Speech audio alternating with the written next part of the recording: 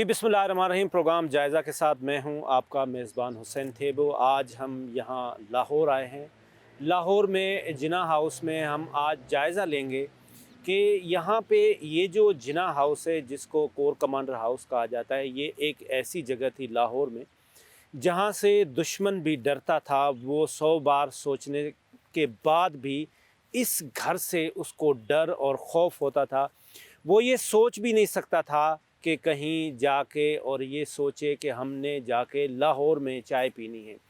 लेकिन क्या ऐसा हुआ 9 मई के दिन, जिस दिन ये बदनसीब इंसिडेंट पेश हुआ, और उस इंसिडेंट के बाद हमने देखा कि जो इंटरनेशनल ख़बर बनी, ख़ास तौर पे जो हिंदुस्तान ने इस पे अपनी ख़बर चलाई, वो क्या थी। आज हम इस पे खुसूसन बात करेंगे। किस तरह से ये शरपसंद अनासर थे और ये कैसे लोग थे जिनको ये भी ख़याल नहीं आया, जिनको इतना भी ख़याल नहीं आया कि ये जो जगह है, इस जगह का ताल्लुक़ हमारे बाबाए कौम कायदे आज़म मोहम्मद अली जिन्ना रहमतुल्लाह अलैह से है।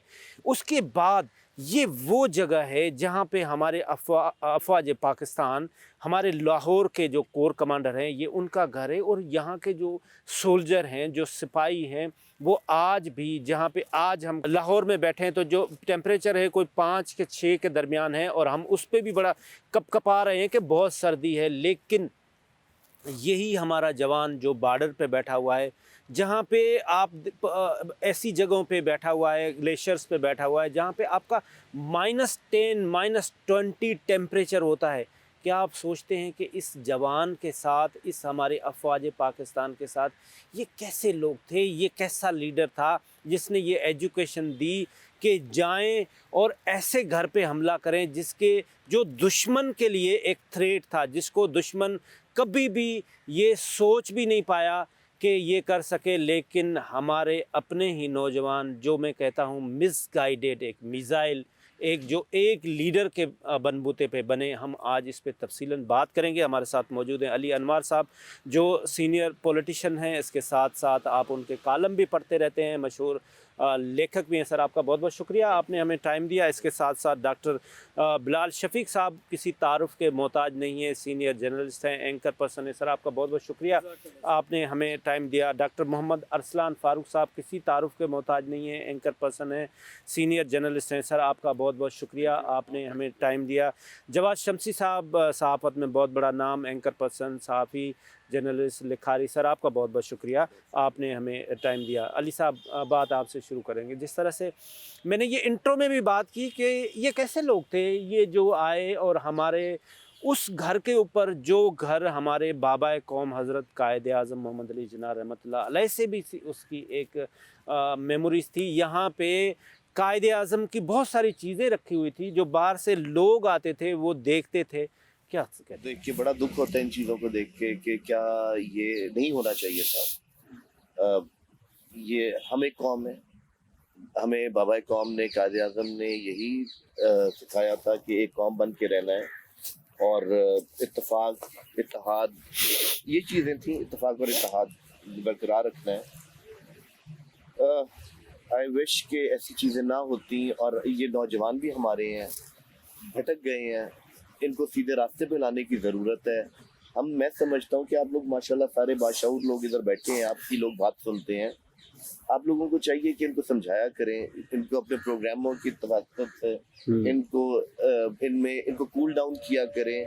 अब मौक़े नहीं है इस पाकिस्तान में, हमें इनको मौक़े देने चाहिए, यूथ को स्पेशली, कि वो इस तरह अनगाइडेड मिसाइल ना बने और किसी प्रोडक्टिव काम की तरफ आए। बिल्कुल सही कह रहे हैं डॉक्टर बिलाल शफीक साहब। ये हमारे अफ़वाज पाकिस्तान की जो कंट्रीब्यूशन है, वो चाहे पाकिस्तान में आपको फ्लड आए, पाकिस्तान में कोई भी मुसीबत आए, कि एक इदारा है जिसकी एक साख है, जिसकी एक रेपुटेशन है, जिसकी एक क्रेडिबिलिटी है, वो दुनिया में मानी जाती है। वो इस वक्त हम देखते हैं कि अगर हमारे पास इकनॉमिक क्राइसिस आते हैं तो भी हमारे जो आर्मी चीफ़ हैं सैयद आसिम मुनीर साहब, वो SIFC के अम्ब्रेला के नीचे इन सारी चीज़ों को भी देख रहे हैं। मैं अगर आपसे ये सवाल करूं कि अभी जो चीफ साहब का फ़ॉरेन का भी एक कामयाब ट्रिप रहा, आप फ़ॉरेन अफेयर्स के भी एक्सपर्ट हैं, आप उस पूरे फ़ॉरेन के ट्रिप को किस तरह से देख रहे हैं? तेबू भाई बहुत बहुत शुक्रिया, आपने टाइम दिया। सर। तेबू भाई, میں پولیٹیکل سائنس کا بھی اسٹوڈنٹس ہوں اور گلوبل پالیٹکس کا بھی اسٹوڈنٹ ہوں. سیاسی طور پہ میں جمہوریت پہ بلیو کرتا ہوں. آپ کسی بھی سیاسی جماعت کو سپورٹ کریں، وہ آپ کی رائے ہے، لیکن جب بات آتی ہے نا اداروں کی، اور آپ پاکستان کی ہسٹری دیکھیں، تو میں خدا کو گواہ بنا کے کہتا ہوں، یہ نہیں ہے میں جناح ہاؤس بیٹھا ہوں، میں جتنے بھی سوشل میڈیا پہ پروگرام کیے ہیں، میں اپنے دیکھنے والوں کو ایک بات کہتا ہوں، یار تم جس مرضی کو سپورٹ کرو، لیکن جب بات فوج کی آئے، اداروں کی آئے، تو یہ دیکھ لو تمہارے مشرق میں کون ہے، بھارت ہے. ہمیں یہ سمجھنے کی ضرورت ہے کہ ایک ہمارا ایسا ازلی دشمن جو 1947 سے پہلے کا یہ کہتا تھا کہ ہم گو ماتا کے ٹکڑے نہیں ہونے دیں گے، ہم دو قومی نظریے پہ بلیو نہیں کرتے، ہم مسلمانوں کی آئیڈینٹی پہ بلیو نہیں کرتے. یعنی جو ایک ہمارا الگ تشخص ہے، جو اللہ تعالیٰ اپنے حبیب علیہ الصلوۃ والسلام کے صدقے، سر سید احمد خان صاحب کو دیکھ لیں، محمد علی جناح صاحب کو دیکھ لیں، مجدد الافسانی نے جو بنیاد رکھی دو قومی نظریے کی، کہ ہماری ایک سیپریٹ آئیڈینٹی ہے جو پاکستان بننے کے بعد آج بھی خطرے میں ہے. کس وجہ سے؟ بھارت کی وجہ سے. کس وجہ سے؟ ان فورن پاورز کی وجہ سے جو پاکستان کو سلامت دیکھنا نہیں چاہتی. میں آپ کو حقیقت بتا رہا ہوں، اگر وہ کہتے ہیں نا ویکیوم ہوتا ہے دو جنگوں کے درمیان، اگر یہ بھارت ہے، یہ دوسری قوتیں ہیں، میں اسرائیل کو بھی اس میں لاتا ہوں، کسی کو اچھا لگے یا برا لگے، میں اسرائیلی قوتوں کو بھی اس میں لاتا ہوں. اگر بھارت اور اسرائیل، اور یہ دیکھیں، میں آپ کو ایکسپیریمنٹ کر کے دکھاتا ہوں، یہ بھارت اور یہ اسرائیل ہے اور ایسی دیگر قوتیں ہیں جو پاکستان کو نہیں برداشت کرتی، تو یہاں اگر عوام ہے تو بیچ میں ویکیوم نہیں ہے، بیچ میں افواج پاکستان ہے. آج اگر ہمارے لیے، آج اگر ہمارے ملک کے لیے کوئی ادارہ سب سے زیادہ جو اس ملک کی حفاظت کر رہا ہے وہ فوج پاکستان ہے. اس کی وجہ یہ ہے، میں نے آپ کو بتا دی، ہمارا ازلی دشمن بھارت. اور اب میں آپ کو تھوڑی سی ہسٹری بتاتا ہوں. آپ نے کہا آرمی چیف صاحب نے وزٹ کیا امریکہ کا اور بھی دیگر وزٹ کیے، اس کا کیا امپیکٹ ہے؟ دیکھیں، آرمی چیف کیا اپنے بچوں کے لیے کچھ مانگنے گیا؟ Not at all. اپنی فیملی کے لیے امریکہ گئے؟ Not at all. وہ کیوں گئے؟ وہ اس لیے امریکہ گئے، یا ہمیں یا اس لیے جانا پڑتا ہے، چاہے یہ آرمی چیف ہو، دیگر آرمی چیف ہو، یا کوئی گورنمنٹ ہو، بھائی اس لیے جاتے ہیں کہ the world has become global village due to free flow of trade, information and technology. دنیا ریجنلزم کی طرف ہے، دنیا گلوبلائزیشن کی طرف ہے، دنیا بائی پولر سے ملٹی پولر ورلڈ کی طرف جا رہی ہے. ہمیں دنیا کے ساتھ تعلقات استوار رکھنے ہیں. آج امریکہ کو ہم یہ نہیں کہتے، آرمی چیف یہ نہیں کہنے کے، میری کم از کم میری یہ بلیو ہے کہ آرمی چیف یہ نہیں کہنے کے کہ جی ٹھیک ہے ہم امریکہ گئے ہیں، کشمیر پہ ہم کمپرومائز کریں. Not at all. Army chief وہاں سے آتے ہیں، کشمیر کا کوز اسٹرینتھن ہوتا ہے. آرمی چیف وہاں سے آتے ہیں، پیلسٹائن پہ پاکستان کا ایشو وہی رہتا ہے، وہ سٹانس وہی رہتا ہے، ہم مذمت کر رہے ہیں، ٹھیک ہے. آرمی چیف وہاں سے آ رہے ہیں. آپ دیکھیں کہ اس وقت پاکستان کو جو ڈیفالٹ کرنے کی کوشش تھی، یا پاکستان کو اس وقت دیگر جو معاملات ہیں کہ چائنا کے ہم کیمپ میں جائیں، رشیا کے کیمپ میں جائیں، ہم امریکہ کے کیمپ میں جو، کیوں بھائی؟ کوئی ہماری پھوپھی کا بیٹا ہے؟ We have to make a balance relation with all the countries. اگر چائنا ایمرجنگ پاور ہے، ہم سی پیک میں اس کے ساتھ ہیں. امریکہ سپر پاور ہے، ہم اسی کے چھتری تلے. اس گلوبل اکنامک آرڈر کس نے دنیا کو دیا؟ امریکہ نے دیا. ہم کیسے یہ ہو سکتا ہے کہ جی ہم ملک کے یہ حالات ہوں، آرمی چیف کہے جی میں نے امریکہ نہیں جانا؟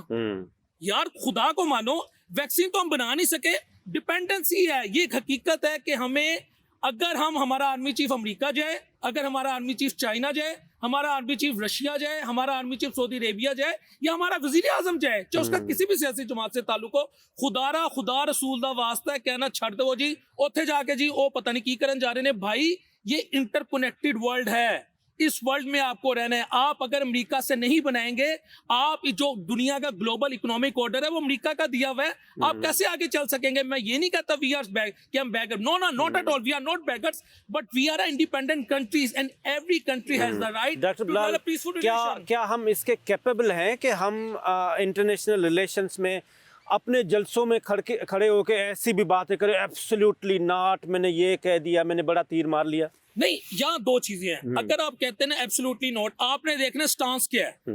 یہ میں بتا رہا ہوں، کوئی بھی کہے، نواز شریف کہے، پی ٹی آئی کا چیئرمین کہے، کوئی بھی کہے، اگر وہ کہہ رہے ہیں نا ایبسلیوٹ، اگر مثال کے طور پہ آپ کو کوئی فورن ملک کہتے ہیں ہم سے ڈکٹیشن لو، آپ کہتے ہیں ایبسلیوٹلی نوٹ، تو وہاں ہم اس کے ساتھ کھڑے ہیں، چاہے ہمارا آرمی چیف ہو، چاہے ہمارا کوئی پولیٹیکل لیڈر ہو. لیکن اگر وہ ایک بات ہے، ایک ملک آپ کو کہہ رہے ہیں کہ بھائی ہمارے ساتھ مل کے چلو، آپ اور ہم مل کے ہی دنیا کا نظام چلا سکتے ہیں، تو پھر اگر وہاں ایبسلیوٹلی کوئی نوٹ کرتا ہے تو وہ زیادتی ہے. لیکن یہ دیکھنا ایشو کیا ہے. اگر وہ جینوئن ایشو پہ ایبسلیوٹلی نوٹ کرے، میں بار بار کہہ رہا ہوں، کوئی بھی کہے، میں کسی کا نام نہیں لے رہا، تو اگر اس کا سٹانس ٹھیک ہے ہم اس کے ساتھ ہیں، اگر سٹانس غلط ہے پھر ہم اس کے ساتھ نہیں. لیکن یہاں میں اپنے دیکھنے والوں کو ایک بات سمجھانا چاہ رہا ہوں بھائی, یہ دنیا انٹر کنیکٹڈ ہے, آپ بیگرز نہیں ہیں. کوئی میں کہتا ہوں کوئی بدبخت ہوگا جو کہے گا آپ بیگرز ہیں. ہم ایک آزاد قوم ہے, ہم کمزور اس وقت ضرور ہیں, لیکن یہ میں آپ کو کلیئر کرنا چاہ رہا ہوں, آپ کو تمام ممالک کے ساتھ مل کے چلنا ہے. امریکہ جو ہے وہ سپر پاور ہے, چائنا جو ہے وہ ایمرجنگ پاور ہے. Belt and road initiative China دے رہا ہے, اس میں جو سی پیک ہے وہ جگلر وین ہے بیلٹ اینڈ روڈ انیشیٹو کی. دوسرا آپ یہ دیکھیں ایک نیا روڈ میپ آ رہا ہے, IMEC, India middle east Europe economic corridor, اس میں بھی پاکستان کی ضرورت پڑے گی. تو یہ کہنا چھوڑ دیں خدا کا واسطہ کہ نہیں جی نہیں, اسی امریکہ نو نہیں بلانا, اسی نہیں یورپ نو نہیں بلانا, اسی فلاں نو نہیں بلانا, ہمیں سب سے بلانا ہے لیکن برابری کی سطح پر. اور میرا خیال ہے آرمی چیف صاحب کا یہ سٹانس تھا. بالکل ٹھیک ہے. ڈاکٹر بلال صاحب ایک چھوٹا سا کمرشل بریک لیتے ہیں اور اس کے بعد پھر ڈاکٹر ارسلان اور جواد شمسی صاحب سے بھی اسی پہ بات کر رہے ہیں. آج ہم یہ پروگرام اپنا جناح ہاؤس لاہور سے کر رہے ہیں. ایک چھوٹا سا کمرشل بریک.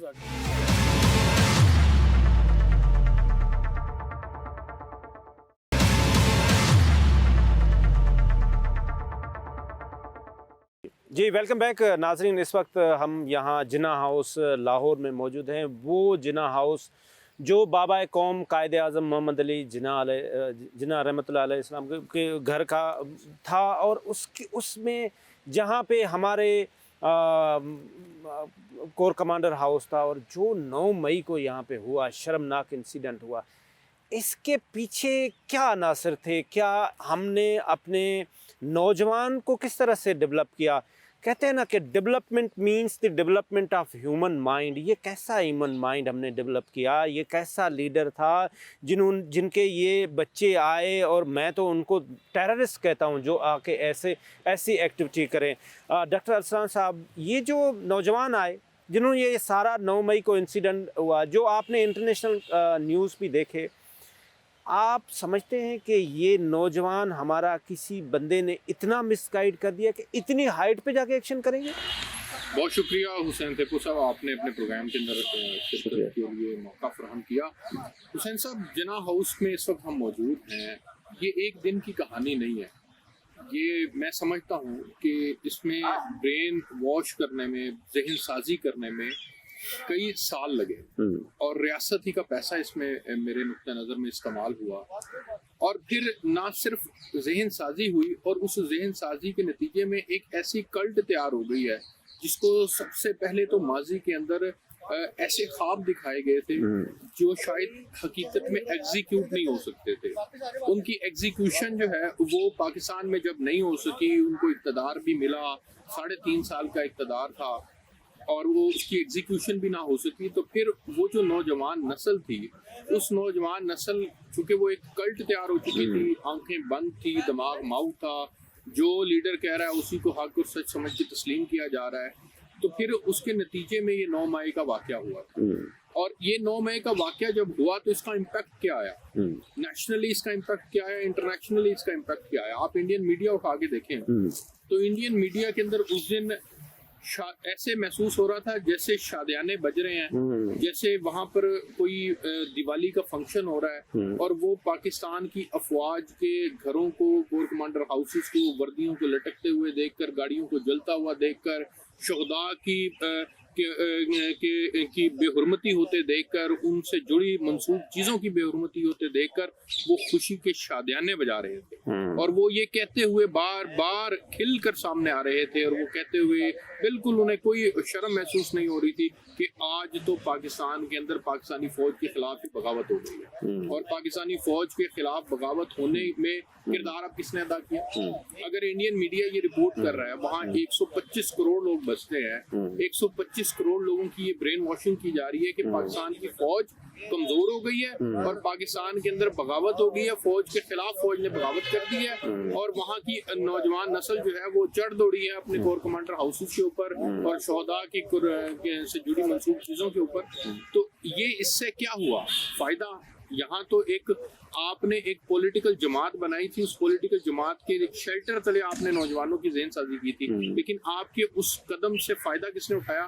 آپ کے دشمن نے فائدہ اٹھایا, اور آپ کے دشمن نے اس کو رپورٹ کیا. 125 کروڑ لوگوں کی ذہن سازی کی گئی, پاکستان کی فوج کے خلاف ذہن سازی کی گئی, وہاں یہ بتایا گیا کہ دیکھو ہم کامیاب ہو گئے ہیں، ہم نے کہا تھا کہ پاکستان کو ایک دن ہم کمزور کریں گے، ہم کمزور کرنے میں آپ واقعی سمجھتے ہیں کہ اس میں وہ جو فارن ایلیمنٹس بھی تھا، یہ جو 9 مئی کا انسیڈنٹ ہوا، اس میں انڈین اسپانسرز ٹیررسٹ بھی تھے جنہوں نے آ کے یہ سارا کیا؟ دیکھیں یہ تو اس کی تو تحقیقات ہمارے ادارے کر رہے ہیں اور ان چیزوں کو ایگزیکیوٹ کرنے کی کوشش، وہ دیکھ رہے ہیں کہ ایکچوئل میں کون اس کے اندر ڈائریکٹلی انوالو ہے اور کون اس میں انڈائریکٹلی انوالو ہے. لیکن ہم ون لائنر دیکھیں تو ہمارے دشمن کے عزائم کیا ہیں؟ دشمن کے عزائم تو آپ کی آرمی کو کمزور کرنا ہے نا، آپ کی ریاست کو کمزور کرنا ہے، آپ کے ملک کے اندر انتشار پیدا کرنا ہے. بلوچستان کے اندر ٹیررسٹ گروپس کو وہ سپورٹ کرتے ہیں، کے پی کے اندر وہ ٹیررسٹ گروپس کو سپورٹ کرتے ہیں، افغانستان سے وہ ٹی ٹی پی کی صورت کے اندر جو ہے وہ لوگوں کو سپورٹ کیا جاتا ہے، یہاں پر حملے کروائے جاتے ہیں. تو یہ تو ان کا مین ایجنڈا ہے. جب ان کا مین ایجنڈا ہی یہ ہے اور پھر یہاں پر بھی کچھ عناصر اگر ان کے سہولت کا ڈائریکٹلی نہ صحیح انڈائریکٹلی وہ وہی کام کر رہے ہیں جو دشمن کا کام ہے، تو آپ بتائیں. اور ایک عام آدمی پھر یہ سوچتا ہے کہ پھر آپ کے دشمن میں اور آپ کے درمیان بستے ہوئے لوگوں کے کاموں کے اندر کیا فرق رہ گیا؟ ان کا کام بھی یہی ہے اور آپ خود درمیان میں بیٹھے ہیں، آپ کا کام بھی یہی ہے. آپ کی بہن بیٹی جو ہے وہ چوک اور چوراہے کے اندر آ جائے اور چوک اور چوراہے کے اندر آ کے وہ پاک آرمی کے خلاف نعرے بازی شروع کر دے، تو یہ کس کے عزائم ہے؟ بالکل صحیح کہہ رہے ہیں، دشمن کے عزائم ہے. اور دشمن کے عزائم کو ایگزیکیوٹ کرنے کے اندر آپ نے کردار ادا کیا، تو میں سمجھتا ہوں یہ کنڈیمنیبل. بالکل ٹھیک. جواد شمسی صاحب، آپ کا ایک جرنلزم کا ایک بہت بڑا ایکسپیرینس ہے. یہ جو 9 مئی کا انسیڈنٹ، آپ نے اس کو اپنی آنکھ سے کیسے دیکھا؟ اچھا، ایک تو حسین تھیبو صاحب آپ کا بہت شکر گزار ہوں کہ اس موضوع پہ مجھے بات کرنے کے لیے آپ نے مدعو کیا.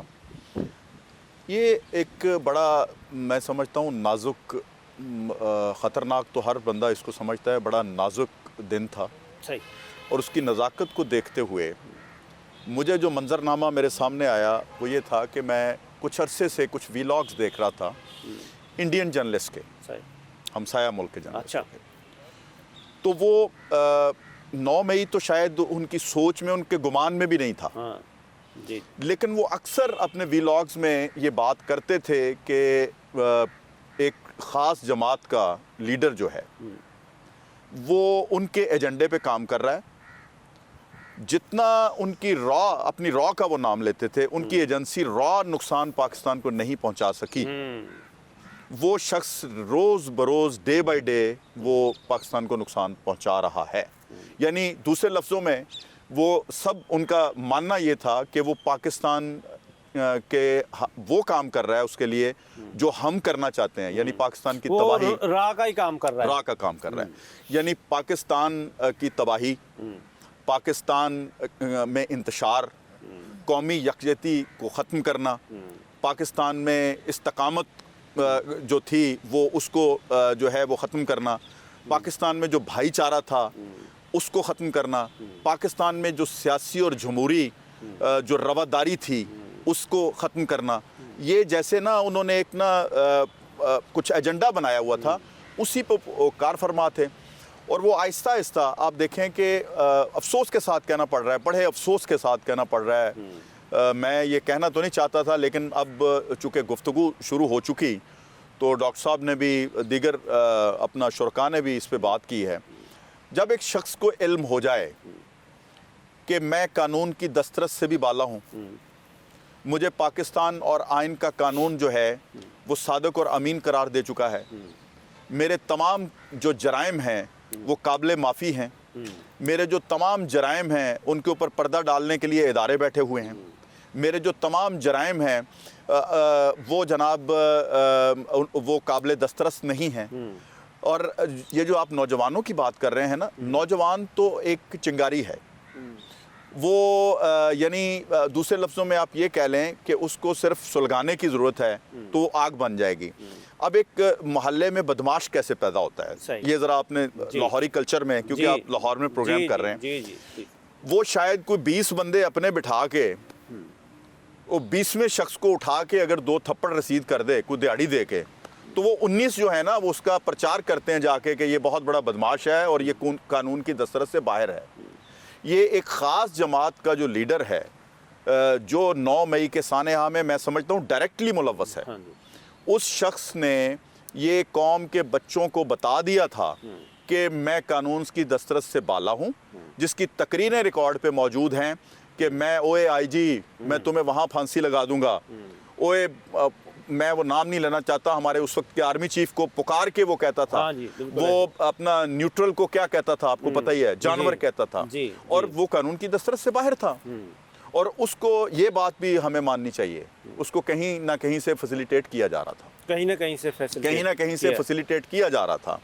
گڈ ٹو سی یو کے الفاظ آپ نے سنے، اگر وہ نہ دہرائے جاتے یا نہ وہ نوجوان سنتے تو سانحہ 9 مئی نہ ہوتا۔ تو آپ کیا سمجھتے ہیں کہ ان تمام کے خلاف بھی ایکشن ہونا چاہیے جو فیسیلیٹیٹر بھی تھے؟ میں سمجھتا ہوں کہ ان کو کٹہرے میں لانا چاہیے، ان کے خلاف پوری جو ہے وہ میں سمجھتا ہوں انویسٹیگیشن ہونی چاہیے، جو جتنا ملوث ہے پاکستان اور آئین کے قانون کے مطابق، پاکستانی آئین کے قانون کے مطابق ان کے خلاف جو ہے وہ کارروائی ہونی چاہیے۔ اور دوسری بات یہ ہے کہ میں نے وہ جو بات کی ہے نا کہ کسی کو جب بدمعاش بناتا ہے تو علاقے کا ایس ایچ او بناتا ہے، ذرا اس طرف بھی آپ غور فرمائیے گا۔ صحیح بات کہ جب اس کے خلاف کوئی کارروائی کے لیے کوئی جاتا ہے نا، تو ہم چونکہ بیسیکلی بنیادی طور پہ جرنلسٹ ہیں، اور ہم دیکھتے ہیں کہ جس علاقے کا تھانے دار اس کلچر کو فروغ دے کہ ایک بندے کو اس نے سپورٹ کرنا ہے، کبھی وہ قبضہ کر کے آ جاتا ہے، کبھی وہ کسی کی اپنا بہو بیٹی کو نقصان پہنچا کے آتا ہے، کسی کو راستے میں فائر مار دیتا ہے، کسی کے ساتھ سنگین جرم وہ کرتا ہے، تو اس کو جب سپورٹ کیا جاتا ہے تو اس کے مناظر آپ نے دیکھے کبھی؟ ایک دفعہ بنی گالا کے مناظر آپ نے دیکھے تھیپو صاحب؟ ماشاءاللہ آپ جرنلسٹ ہیں، کہ وہاں پہ یہ ڈنڈ بیٹھ کے نکالی جا رہی تھی بدماشوں کی طرح، ڈنڈ بیٹھ کے۔ سیاستدانوں کا کیا کام ہے ڈنڈ بیٹھ کے نکالنا؟ وہ ایک بڑے مشہور شخص نے کہا تھا کہ اگر دماغ کا تعلق جو ہے وہ صحت سے ہوتا تو پاکستانی نوٹ کے اوپر قائد اعظم کی تصویر نہ ہوتی، جارا پہلوان کی تصویر ہوتی۔ صحیح بات، بالکل صحیح۔ تو یہ جو ڈنڈ بیٹھ کے نکال کے نواز شریف کو مقابلے میں پکارا جاتا تھا، چودھری شجاعت کے القابات دکھائے جاتے تھے، کبھی آرمی چیف کو پکارا جاتا تھا، وہاں ایک نجی ٹی وی کے جرنلسٹ کو تھپڑ رسید کر دیا۔ وہاں پہ وہ لیڈی جرنلسٹ نے، خاتون جرنلسٹ نے خان صاحب کو پکار کے کہا، خان صاحب ذرا پلیز میری بات سنیے گا، آپ کے لوگوں نے ہمارے کیمرہ مین کو تھپڑ مارا ہے۔ تو انہوں نے کہا بی بی آپ کس چینل سے ہیں؟ چینل کا نام لیا تو انہوں نے اس کی جو ہے تعریف و توصیف کی جس نے تھپڑ مارا۔ انہوں نے کہا اپنی رپورٹنگ صحیح کر لیں۔ یہ آپ نے سنا؟ جی بالکل۔ آپ دیکھیں کہ جو شخص اگر کہتا ہے کہ میں اس میں ملوث نہیں ہوں، نیوٹرل سے شروع ہو کے اور روز انقلاب کی بات کرنا اور اس کی دھمکیاں دینا، وہ کس کو، فوج کو دھمکی دیتا تھا کہ نہیں دیتا تھا؟ آپ ریکارڈ نکال لیں کہ میں لوگوں کو روکا ہوا ہے، یہ آ رہے ہیں آرمی ہاؤسز کی طرف، آپ انجام دیکھو گے، اسپیچز کا ریکارڈ ہے۔ تو پھر آپ کیسے کسی صرف نوجوانوں پہ ڈال سکتے ہیں یا قوم پہ ڈال سکتے ہیں؟ یہ آبیاری ہو رہی تھی، باقاعدہ طور پہ اس کو ترویج دی جا رہی تھی، اس کو بڑھاوا دیا جا رہا تھا، اور آج ہم یہاں ایک نوحہ خوانی کر رہے ہیں، یہاں اس بات کا ہم ماتم منا رہے ہیں کہ آج ہمارے اوپر یہ دن دیکھنا پڑ گیا ہے کہ جو پیچھے کور کمانڈر ہاؤس ہے، جناح ہاؤس ہے، اس کی تکریم کو جس طرح سے نقصان پہنچایا گیا۔ علی صاحب یہ ساری باتیں آپ نے سنی، ہونا کیا چاہیے ابھی؟ دیکھیں ابھی ہمارا جو نوجوان ہے، ہمارا یوتھ موٹیویشنل یوتھ ہے، ہمارے پاس 65% اس پاپولیشن کا ہمارے پاس ایک زبردست قسم کا سورس ہے کہ ہم اس سے اکانومی ریونیو جنریٹ کر سکیں۔ آپ ڈیولپنگ کنٹریز میں دیکھیں، خاص طور پہ اسکینڈلس کنٹریز میں دیکھیں، وہاں پہ ان کا سورس آف انکم ہی ان کا یوتھ ہے، وہ یوتھ کے اوپر انویسٹ کرتے ہیں۔ اور جس طرح سے شمسی صاحب سینئر جرنلسٹ انہوں نے بتایا کہ جس طرح سے اس نے یوتھ پہ انویسٹ کیا، اسی طرح سے یوتھ نے یہاں پہ ریئیکٹ کیا۔ ابھی کرنا کیا چاہیے؟ سر ہمیں اچھی تربیت کی ضرورت ہے، ہمیں یوتھ کی اچھی گرومنگ کرنی چاہیے، ان کی تربیت کرنی چاہیے، ان کی ایجوکیشن پہ اسپیشل توجہ دینی چاہیے، اور یہ ماں باپ کی ذمہ داری ہے کہ اپنے بچوں کو اچھا مستقبل کے لیے تعلیم دلوائی جائے، اچھی تعلیم، ان میں پیشنس پیدا کریں۔ دیکھیں سب سے بڑے ٹیچرز ماں باپ خود ہوتے ہیں۔ میں سمجھتا ہوں کہ یہ سارا ماں باپ کا قصور ہے، یہ ماں باپ کی ادب جو توجہ نہیں دیتے اپنی اولاد پہ، ان کو توجہ دینی چاہیے. ان کو چاہیے کہ اپنی اولاد کے لیے ٹائم نکالیں، ان کو دیکھیں وہ کن کاموں میں انوالو ہیں، وہ کس جگہ پہ جا رہے ہیں، کہیں وہ بے راروی کا شکار تو نہیں ہو رہے ہیں. آپ دیکھیں نا علی بھائی، بات یہ نا کہ یہ افواج پاکستان کے لیے ہمارے نوجوان کی جو محبت ہوتی تھی، وہ اپنی جان نچھاور کرتا تھا، وہ چاہے 65 ہو 71 ہو، وہ اتنا پیار. لیکن ایک بندہ اگر مطلب وہ اپنے سپورٹر کو ایک میسیج ہی یہ دے رہا ہے کہ یہ میرے خلاف ہے، اس کو ہم نے یوں کرنا ہے، اس کو، تو نوجوان کو تو ایک ہی بندے نے. دیکھیں نوجوان جو ہیں وہ کیونکہ ان کے پاس کوئی پازیٹیو راستہ ہی نہیں ہوگا تو وہ ادھر ادھر کی سنیں گے نا. ان کے پاس جب ان کو کام پہ لگایا جائے، افواج پاکستان جو ہے وہ اس ملک کی بیک بون ہے. جی ہاں، وہ بالکل. ہمارے سرحدوں کے محافظ ہیں. آج ہم سکون سے جو بیٹھتے ہیں وہ پاک افواج کی وجہ سے بیٹھتے ہیں. ہم سکون سے جو گھر میں سوتے ہیں وہ پاک افواج کی وجہ سے سوتے ہیں. اور میرا خیال ہے کہ اگر پاک فوج نہ ہوتی تو یہ، اگر آج نہ ہوتی تو ہم یہ ملک کب کا کھو بیٹھتے. بالکل صحیح بات ہے. جس طرح سے علی بھائی نے کہا کہ آج ہم اگر سکون سے بیٹھے ہوئے ہیں، ہماری جو حالت ہے وہ سیریا جیسی نہیں ہے. ہماری جو حالت ہے وہ اس وقت خدا نہ خواستہ جس طرح سے فلسطین میں ظلم ہو رہا ہے اسرائیل کی طرف سے، وہ بھی ایک گنڈا ہے. اور ہمارے جو برابر والے پڑوسی ملک ہے وہاں پہ بھی ایک دہشت گرد ہے جس کا نام نریندر مودی ہے. اور یہ افواج پاکستان ہی ہے جس کی وجہ سے اتنا بڑا وہ گنڈا سوچ بھی نہیں سکتا اس بات کو کہ یہ پاکستان کی طرف میلی آنکھ کر کے بھی دیکھے. خدا نہ خواستہ فوج کی وجہ سے ہے. بالکل، ہمیں اپنی فوج کے ساتھ یہ خدا نہ خواستہ یہ اگر ہماری فوج کمزور ہوئی تو ہمارا حال بھی اس وقت ہمارے بھائیوں جیسا ہوگا جو ہمارے بھائی ہیں فلسطین میں ہیں، جو اس وقت عذاب سے گزر رہے ہیں. تو جوانوں کو، ہمارے پاکستانیوں کو یہ کہ اس فوج کی قدر کریں، اس ادارے کی قدر کریں، خاص طور پہ ایسے گھروں کی جس گھروں میں قائد اعظم کی رہائش ہے، اس کے بعد یہاں پہ کور کمانڈر ہاؤس ہے. اگر ایسے ہوں گے، ایک چھوٹا سا کمرشل بریک لیتے ہیں اور اس بریک کے بعد بات کرتے ہیں کہ اس کے بعد ہونا کیا چاہیے. ہمارے نوجوان نسل کو ہم کس طرح سے یوٹیلائز کریں، کس طرح سے موٹیویٹ کریں، کس طرح سے اس کو سیدھے راستے پہ لائیں. چھوٹا سا کمرشل بریک.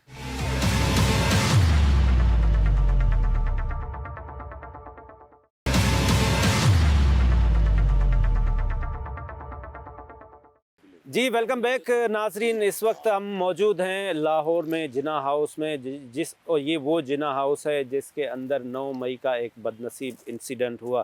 ڈاکٹر بلال شفیع صاحب، نوجوان نسل، آپ بھی ایک یوتھ ہیں، آپ ایک ڈائنامک ٹیلنٹڈ ینگ یوتھ ہیں، آپ موٹیویٹ بھی کرتے رہتے ہیں اپنے سوشل میڈیا کے تھرو بھی، آپ ایز اے لیڈنگ اینکر بھی ہیں. کیا دیں گے نوجوان کو میسیج؟ نوجوانوں کو میسیج دینے سے پہلے میں صرف تھوڑی سی وہ اپنی ایک آئیڈیاز دینا چاہوں گا. دیکھیں، اس وقت یہ بات درست ہے کہ 9 مئی کے واقعے کی کوئی بھی محب وطن پاکستانی مذمت کے بغیر نہیں رہ سکتا. اس کو تو کوئی، میرا خیال ہے کوئی جاہل سے بھی کوئی بدتر قسم ہوگی وہ شاید اسے سپورٹ کرے. لیکن یہاں میں کچھ چیزیں نا آپ کے سامنے لانا چاہتا ہوں جو پازیٹیو ہیں. آج بھی جب میں ایک عام پاکستانی کے پاس، ایک یوتھ کے پاس کھڑا ہوتا ہوں، کسی نوجوان کے پاس، چاہے وہ ریری بان ہے، چاہے وہ اسٹوڈنٹ ہے، جب میں اس سے غزہ کی صورتحال دکھاتا ہوں نا، یا جب ہم غزہ کو ڈسکس کرتے ہیں تو بے ساختہ ہمارے منہ سے نکلتے وہ یونائٹڈ نیشن فیل ہو گئی، وہ OIC فیل ہو گئی، وہ عرب لیگ فیل ہو گئی. یار کنے ادارے کچھ کیوں نہیں کر رہے پہ؟ میں پنجابی چیتا ہوں، یہ ادارے کیوں نہیں کچھ کر رہے؟ تو پھر ہر کوئی کہتا ہے بھائی جدی لاٹھی ہو دی بینس، یعنی مائٹ از رائٹ. تو پھر ہم الٹیمیٹلی کہنے پہ مجبور ہو جاتے ہیں. یہ اللہ تعالیٰ نے جب کچھ منہ سے بے ساختہ نکالنا ہو کہ بھائی ہمارے پاس آرمی ہے، ہمارے پاس اٹامک پاور ہے، ورنہ بھارت ہمیں جینے نہ دے. یہ جو آپ نے بات کی سر، بات پھر وہی ہے کہ ہماری یوتھ، اس کا ایک نظریہ ہو سکتا ہے سیاسی، اگر وہ ایک خاص سیاسی جماعت کے ساتھ اٹیچ ہے یا اس کو پسند کرتی ہے، لیکن میں نہیں کہتا وہ نہیں کرتی ہے. میں ہمیشہ سے کہتا ہوں اگر کوئی PTI کو بھی پسند کرتا ہے یہ اس کا رائٹ ہے. لیکن میں یہ کہتا ہوں PTI کو پسند کرنے کے ساتھ ساتھ فوج کا، جب فوج کی بات آئے، there is no PTI, there is no PMLN, there is no JUIFA. میں اس فوجی کی بات کر رہا ہوں جو بارڈر پہ کھڑا ہے. یہ بس میری یوز سمجھ لیں یار. آپ جس میرا ایک سیاسی نظریہ ہے, میں ہو سکتا ہے کسی ایسی سیاسی جماعت کو سپورٹ کرتا ہوں جسے یہ بھائی نہ کرتے ہو, جسے شمسی صاحب نہ کرتے ہو, لیکن جب فوج کی بات آتی ہے میں کہتا ہوں فوج کم فرسٹ. ایک بات. دوسری بات, ہونا کیا چاہیے, ہونا یہ چاہیے خاندانی سیاست کا خاتمہ ہونا چاہیے. پہلی بات, اگر آپ نے اس ملک کو آگے لے کے جانا ہے, ہونا یہ چاہیے کہ میرا بچہ بھی وزیر اعظم بننے کا وہ قابل ہو. ٹیبو صاحب وزیر اعظم بن سکے, آپ بن سکے, یہ بن سکے, یہ بن سکے, ان کے بچے, میرے کیمرہ مین کا بچہ. یہ نہیں ہے کہ میں چند خاندانوں کی غلامی کروں, یہ نہیں ہے کہ چند خاندانوں کے لیے میں کہوں جی یہی ہمارا سیاسی نظریہ ہے, انہی کے لیے ہم نے جینا ہے, انہی کے لیے ہم نے مرنا ہے. Not at all. اگر آپ نے اس ملک کو آگے لے کے جانا ہے, ڈائنسٹک پالیٹکس کا خاتمہ کرے سر, یہ میری ریکویسٹ. بالکل ٹھیک. نوجوان کو آگے آنے کا موقع ملے. الیکشن کمپین یہ نہیں ہے کہ کھرب پتی آدمی کر سکے. اداروں میں ایک پکا رولز اینڈ ریگولیشن آ جائے کہ 10 لاکھ سے زیادہ الیکشن کمپین میں نہ سر ہو. نوجوان آگے ہیں. آپ جب نوجوان کو پتہ لگے گا یار میں MP بن سکتا ہوں, میں MNA بن سکتا ہوں, میں کسی خاندان کی کیوں ہر وقت وہ غلامی کروں, میں کیوں کسی بھی شخص کے کسی کلٹ کے پیچھے کو چلوں. خدا کی قسم کھا کے کہتا ہوں تیبو بھائی, جی سر, اس آپ کو اپنائیت ملے گی, آپ کو ریاست ماں جیسی لگے گی. لیکن جب مجھے لگے گا یار اوب دادا اودا پتر تے میرا پتر یار ساری عمر نعرے مارے تے سر پھر کام اسی طرح رہے. بالکل ٹھیک, بالکل ٹھیک. میری بات ہے. دوسرا, سوشل میڈیا پہ رولز اینڈ ریگولیشن ہو, گالم گلوچ کا کلچر چاہے کوئی بھی سیاسی جماعت ہو اس کو دینے کا میں سمجھتا ہوں وہ حق بالکل بالکل ٹھیک. یہ ہمیں ذمہ داری لینی. ڈاکٹر محمد ارسلان فاروق صاحب, یہ جو انسیڈنٹ ہوا, یہ جو اس میں ہم نے اندر پروگرام بھی جب ریکارڈ کیا, جو وال آف شیم بھی بنا ہوا ہے, ان کے خلاف کیا ایکشن ہونا چاہیے اور کیسا ایکشن ہونا چاہیے اور کیسا ایگزامپل ہونا چاہیے کہ کل کوئی سوچ بھی نہ سکے؟ دیکھیں, ایکشن تو ہونا چاہیے اور پاکستان کے آئین اور قانون کے مطابق ہونا چاہیے. قانون اس میں بڑا واضح ہے, لیکن جب ہمارا عدالتی نظام ایکشن کرنے والوں کو کام کرنے سے روک دیتا ہے, مثال کے طور پہ فوجی عدالتوں کو کام کرنے سے روک دیا گیا. فوجی عدالتوں کا پرپز کیا ہے؟ فوجی عدالتوں کا پرپز یہ نہیں ہے کہ 40 سال تک مقدمے لٹکے رہیں اور کبھی پروسیکیوشن نہیں ہے, کبھی گواہ نہیں ہے, کبھی فلانا مسئلہ ہے, کبھی فلانا مسئلہ ہے, اور آپ انصاف کے لیے جو منتظر ہیں وہ لوگ 40 سال تک انصاف لینے کے لیے در بدر کے دھکے کھائیں, ٹھکریں کھائیں اور ان کو انصاف نہ ملے. فوجی عدالتیں تو سپیڈی ٹرائل کرتی ہیں. آپ مثال کے طور پہ آپ اپنی عدالتوں کا انڈیکس اٹھا کے دیکھ لیں تو آپ 100+ میں فال کرتے ہیں, آپ ٹاپ 10 میں فال نہیں کرتے, آپ انصاف فراہم کرنے کے اندر آپ تیزی نہیں دکھاتے, آپ کا جو عدالتی نظام ہے وہ انتہائی بوسیدہ نظام ہے, اور بدقسمتی سے جو عدالتی نظام کے اندر بیٹھے ہوئے لوگ ہیں وہ بھی ماضی کے اندر کسی نہ کسی کے پریشر میں آگے فیصلے کرتے رہے ہیں. تو میں یہ سمجھتا ہوں کہ ایسے لوگوں کو, جن لوگوں نے اس طرح کی کاروائیاں کی تھی, ان لوگوں کو سپیڈی ٹرائل کے ذریعے سے ان کے خلاف جو بھی پاکستان کا آئین اور قانون سزا تجویز کرتا ہے وہ سزا ان کو ملنی چاہیے. باقی رہ گئی بات کہ اس نوجوان نسل نے جو اس سٹیج تک پہنچی ہے اس کا جو پیچھے ماسٹر مائنڈ ہے, اس ماسٹر مائنڈ کو اور جو انہوں نے گیپ کریٹ کرنے کی کوشش کی ہے پاکستان کی عوام اور پاکستان کی فوج کے درمیان, یہ جو گیپ کریٹ کرنے کی کوشش کی گئی ہے, اس گیپ کو کاؤنٹر نیریٹو کے ذریعے سے فل کرنے کی ضرورت ہے. اگر آپ کاؤنٹر نیریٹو نہیں دیں گے, اگر آپ اس پورشن کو فل نہیں کریں گے, تو میرا خیال ہے کہ یہ جو کلٹ ہے, اس کلٹ نے, چونکہ اس کلٹ کے اندر ایک کثیر تعداد نوجوانوں کی ہے, اور نوجوان نسل جو ہے وہ ظاہر ہے وقت کے ساتھ ساتھ سیکھتی ہے, وہ وقت کے ساتھ ساتھ. یہاں پر میں ایک مثال دیتا ہوں آپ کو. یہاں اسی جناح ہاؤس کے اندر ایک پولیٹیکل ورکر تھے حسان نیازی صاحب, انہوں نے کور کمانڈر کی وردی کو جو ہے وہ یہاں پر لٹکایا تھا.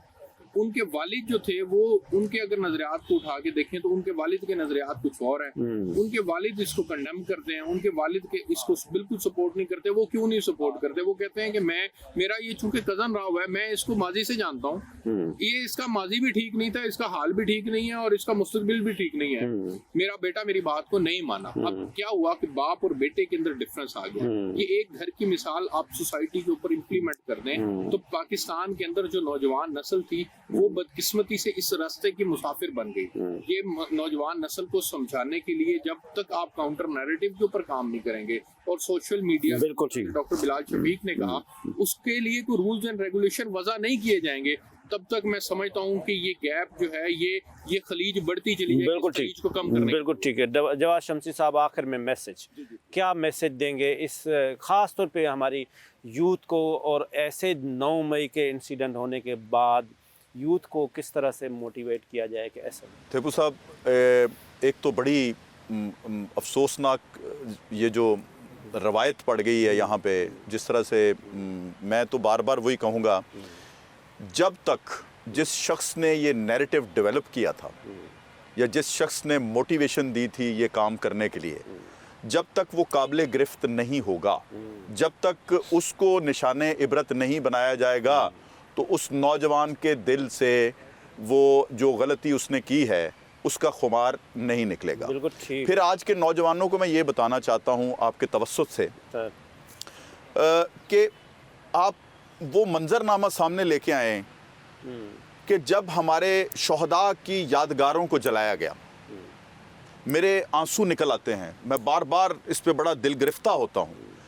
تو اس شہید کے بچے جو کہ فخر سے گلی میں نکلتا تھا کہ میرے باپ نے اس وطن عزیز کے لیے شہادت کی ہے، اور لوگ مجھے میرے باپ کی اس شہادت کی وجہ سے میری رسپیکٹ اور عزت جو ہے وہ کرتے ہیں، اور جب انہوں نے اپنے باپ کے وہاں لگے ہوئے یادگار کی جو انہوں نے اس کو نقصان پہنچایا، جس طرح سے اس کی تذلیل کی، تو خدا را آپ اپنے دلوں میں جھانکیے، آپ اپنے جو ہے دماغ سے سوچئے کہ یہ وہ لیڈر ہے جس نے آپ کو اس نہج تک لے آیا ہے کہ آپ اپنے بزرگوں کے گریبانوں میں ہاتھ ڈالیں، اور اس نہج پہ لے آیا ہے کہ اپنے تحفظ کرنے والوں کو جو ہے وہ اس طرح نشانہ بنائے، اور ان دشمنوں کو آپ خوش کریں کہ جن سے ہم نے یہ جو وطن عزیز ہے کلمے کے نام پہ لیا، کہ پاکستان کا مطلب کیا؟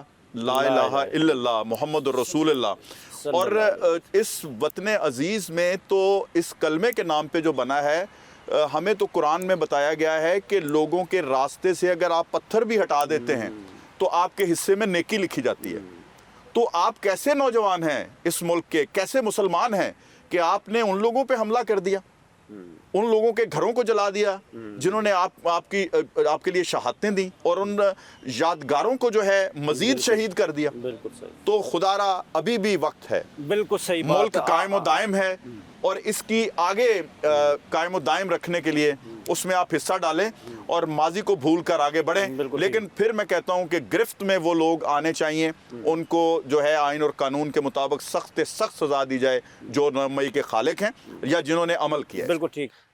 اس کے ساتھ آج کا پروگرام ختم ہوا۔ علی انوار صاحب آپ کا بہت بہت شکریہ، ڈاکٹر بلال شفیق صاحب آپ کا بہت بہت شکریہ، ڈاکٹر السان فاروق صاحب آپ کا بہت بہت شکریہ، جواد شمسی صاحب آپ کا بہت بہت شکریہ۔ اور اس میسج کے ساتھ کہ اگر پاکستان ہے تو ہم ہیں، اگر یہ پاکستان کا ادارہ جو پاک آرمی ہے اس کی سلامتی کے لیے ہم سب کو، جس طرح سے ہم نے دیکھا 65 میں 71 میں باقی جتنی بھی جنگیں، تو سارے پاکستانی ایک سپاہی کا رول پیش کرتے تھے۔ میں نے اپنے پروگرام میں بھی کہا کہ اگر یہ پاک افواج نہیں ہوتے تو آج خدا نخواستہ ہماری حالت جو ہے وہ سیریا جیسی ہوتی ہے۔ اللہ نہ کرے، اللہ نہ کرے جس طرح سے یہ فلسطین میں سب کچھ اور میں سمجھتا ہوں انڈیا آج اگر دیکھا جائے تو اس میں کوئی شک نہیں ہے کہ اس نے بہت ترقی کی ہے، اپنے ٹیکنالوجی میں بہت ترقی کی ہے، لیکن وہ صرف اور صرف ایک چیز سے ڈرتا ہے، وہ پاک افواج ہے، اور اس کے نام سے ڈرتا ہے۔ وہ کبھی سوچ بھی نہیں سکتا